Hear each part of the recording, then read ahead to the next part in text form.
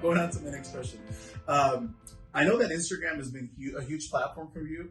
You currently have, I think, last I checked, 60,000 followers on there, which is awesome. What plans do you have for the future? And let's say in 5 to 10 years, like those goals that you might have, like where do you see yourself in 5 to 10 years in terms of your music career? I feel like I really, I really have done well in like the events and private events and stuff, and that's been keeping me, quite busy and everything. I'd like to branch out into doing more like concerts, honestly, like where people just come to a show. Yeah. Kind of like the Hollywood Bowl. Yeah. I kind of have this idea of it's kind of been in my mind for a while, ever since I kind of really started doing music as a career. Yeah. Like I really like the idea of like doing a concert out in like nature and like just a natural place and like having a full blown concert. Yeah. And I kind of like experiment with the idea a little bit. Like I did a mountaintop show in Malibu. Like a little bit in the pandemic, everything was shut down and a lot of people came out there. Oh, I remember that. And I remember I was following you and I remember you mentioned that. And you just kind of invited people to show up, right? People to show up, and I didn't know if people would or not. But it ended probably like 150 people. Wow. And it was just like that's so amazing. Cool. Like it was just so that's awesome. Organic. And like the wind was just blowing. The speakers were just like you're up on the top of this mountain. I took batteries and powered my speakers, so and it's just like resounding over the cliffs. Like, I remember that, and actually, I want to plug this in now because you just reminded me. If you're not following Daniel on Instagram, go to his website, DanielMorrisMusic.com, or even on TikTok. What's your TikTok, by the way? Daniel Morris Music. Just real simple. That was blown up for me recently. Yeah, I have most followers on there now. Do you? Okay. Like 90,000. Yeah, I was gonna say I'm not surprised. And this is a good time to even mention that if you're not on TikTok, get on TikTok, right? Because I know I followed someone else who was not against it. I think he didn't think it was going to serve him for his business purposes. Yeah. And someone said, just do TikTok, focus on the same, audience. You don't have to change anything. And of course, there's a little bit of a different way of doing things on TikTok, but within like a short amount of time, he had way more followers there than on Instagram. So over like 3 weeks, I got 90,000. Holy I started out with cow. like 500 followers in there. Yeah. And I was like, man, I just gotta start posting on there. Like, yeah. I kind of was the same way. Like, TikTok is just like too right. long for me. Like, exactly. Stupid stuff on there. Right. Like, but then I started posting the serenades. Yeah. And, kind of just reposting some of those. And that took off. Just went viral, and I all of a sudden had 90,000 followers on there. Like, wow, it's bringing in a lot of new like leads. Yeah, a lot of people have seen me and going to my website and just trying to book me from just the exposure. Like anything, like you said, like if you're not on TikTok, definitely get on there. Yeah, and that's a good reminder to me because I'm not currently on TikTok, but I will be, especially when these episodes start airing. I'm going to be on TikTok, but because it's a good business move, I would say. And like you said, it brings a different audience. You might have someone who's maybe 14 or 15 that sees you and says, "Hey, mom," or "Hey, grandmother, check this guy out," and then you get the lead, right? Which is awesome. Yeah, so that's good. So so for the next 5 or 10 years, you kind of want to continue doing the same thing, and then you would love to play in like some sort of, let's say a venue like I call it like me. One of the best venues I love is the Hollywood Bowl, so I'll plug that in. Something like that, right? And like I said, like doing like random like pop-up shows, like pop-up shows, Canyon or like Yosemite or like something like that, like putting the concert. That's cool. And that kind of. I'd probably take a lot to pull that off, but I think that would be one of my big goals. If anyone out there is listening, and you can connect this man to an organic field venue, maybe even like somewhere like the Grand Canyon, hit him up, right? Hit him up. So now we talked a little bit about your twin brother, and I know he plays. Now I know because I thought initially he was playing the same instrument. I wasn't paying attention, but he plays the violin. And how often do you guys play together? Pretty often.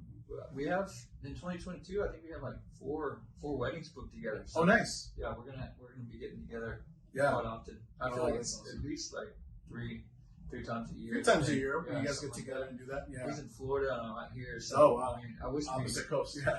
I wish we lived in the same place and we do it all the time together because it's Oh, you guys enjoy beautiful weather. I can tell you that right now. Yeah. Being in Florida and then you being out here. That's cool. And I'm sure there's going to be more opportunities for that with your brother. That's awesome. Oh, yeah. Is there a particular, now actually, I apologize, I was going to read you, is there a particular venue? But you kind of already answered that, I feel, because again, oh, well, let me ask you this. Is there a venue you've already played in? And what is that, like your favorite venue where you said, man, so far, up until this point in my career, this is a very memorable time that I played at this place? Yeah, I think there's maybe a couple. We go kind of in the same vein. Like I played at an elopement, like in the middle of the pandemic in Big Sur. Oh, okay. And yeah. It was, you probably saw the video, yeah. but it was on the edge of this cliff, and this couple had their first dance. I took my battery out there, same type thing, and played, and just like, I don't know, that moment like was just really magical, and I was like, man, this just confirms more of what I want to pursue. Like I was talking about, like is the concert, and like in that type of venue for me is like just, I don't know, it takes it to a different level. Yeah. You have music plus nature, like in that kind of setting. That was one of my most memorable. That's memorable for your client, but that's equally memorable for you, for Daniel Morris, right? Yeah. Because it's one thing to say, hey, I'm there to play a gig, and you want to make sure your customers are satisfied and happy, but it brings a lot of joy to you, which is pretty cool. And then you're seeking that. That's awesome. Yeah. And one other one that was really cool up there is I got asked to play at the Apple spaceship grand opening. Oh, that's cool. Steve Jobs memorial. Yeah. And oh wow. Yeah, so that was pretty crazy. Lady Gaga was the headliner, so me and this other guy, saxophone guy, were kind of like playing as people were coming in. Wow. And, that was pretty crazy. That is cool. Was that last year? Or? That was a couple years ago. A couple years ago. Okay. Yeah. So that was insane, because it's hard to get into that place. Oh yeah, it for was sure. Top security. And, I mean, I'll probably never get in there again. Let's get invited. I'm sure. Invite Daniel again, man. That's cool. But no, that's awesome. I appreciate you sharing that. If you were to give advice to your younger self, what would that be? I think believe in my dreams. Like I kind of for a while after high school, I took private lessons, and after high school, I kind of let some fear of people in my circle, like they kind of like, are you sure music? Are you sure you want to go down that road? Right. It's a hard road. 1 in a million that you'll make it. Yeah. Are you sure? You sure you want And I kind of let that scare me a little bit. Sure. Honestly, and I kind of played it safe for a little while. I kind of chose to do family business of construction for around 8 years. Wow. Yeah, okay. So I kind of stepped away from the music a little bit. Yeah. And really, and went into that field. Yeah. And kind of played it safe. And after a few years in that, I was like, man, this is not my passion. It's not what I'm made to do. I realized that pretty quickly, and I was like, man, I'm gonna do whatever it takes to follow my dream. That's passion. awesome. Started playing on the street corners, and just trying to get people to listen, and it's the best decision I ever did to just go for my dreams and follow my passion. So I think you would tell your younger self, don't have fear. Don't have fear. Take the big risk. It's totally worth it. I wish I would have just not let that fear come. But I mean, it all plays into my story. But it does. And I was going to say, the cool thing about your story is that you didn't let fear sort of, hold you back forever. Right? Yeah. Could you imagine Daniel Morris today still in that construction business? You said it yourself. It wasn't my passion, and I'm about passion. Following stuff. Here's the thing. I understand that you might be in a situation where you have a job and you might not be too excited about the job, but it's paying the bills and it's helping you maybe even save some money. I had a guy in college. This was 20 years ago. He mentioned to me and he said, "Hey," because I was looking for work as a college student, and he said, "Hey, you can't be too picky about the job you get." He goes, "You got to get a job before you get the job." Yeah. And quite honestly, when he said that, I kind of said, "Oh, I don't want to hear this guy right now." But he had a point. Yeah. You got to get something that gets you through. But I will say this for our audience: if you're you're in those same shoes and position where you're like, I'm doing something I'm not too excited about. I'm getting by, which is good, but it's just not my passion. Pursue your passion. Don't let fear hold you back, because I'm telling you, Look, in my book, I'm the biggest procrastinator. Yeah, me too. We share that in common, brother. I had the idea of this podcast like 7 years ago. And you're probably thinking, holy cow, you're worse than me. But, I kept letting little things hold me back.